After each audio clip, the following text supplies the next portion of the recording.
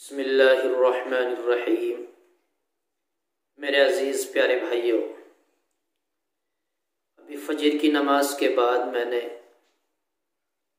5 minute کے مدرسے میں 4 ربیع الثانی کا جو سبق تھا اس میں نے پڑھا، تو اس میں ایک طب نبوی سے علاج 9 نمبر پر آتا ہے۔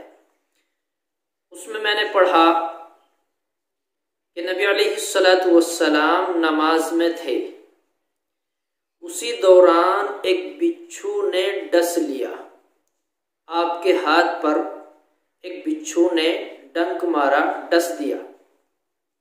نبی علیہ السلام نے نماز ہی میں اس بچھو کو مار ڈالا، اور جب نماز سے فارغ ہوئے، نماز سے فارغ ہونے کے بعد نبی علیہ السلام نے ارشاد فرمایا کہ یہ کیسا جانور ہے، اور بچھو کے بارے میں فرمایا کہ اللہ اس کو نیست و نابود فرمائے کہ یہ نہ کسی نمازی کو دیکھتا ہے نہ غیر نمازی کو دیکھتا ہے، ڈس لیتا ہے۔ تو پھر نبی علیہ السلام نے نمک اور گرم پانی منگوایا، گرم پانی میں نمک ملایا اور وہ منگایا۔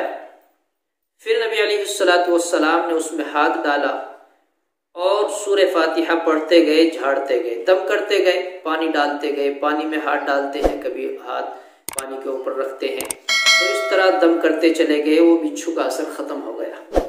تو اس حدیث سے ہمیں یہ پتہ چلتا ہے کہ اگر کوئی زہریلی چیز، زہریلا جانور ڈس لے تو ہم گرم پانی اور نمک میں گرم پانی ملا کر اس عمل کو کریں جو نبی علیہ السلام نے کیا ہے، تو انشاءاللہ ہمیں اس کا نفع ہوگا۔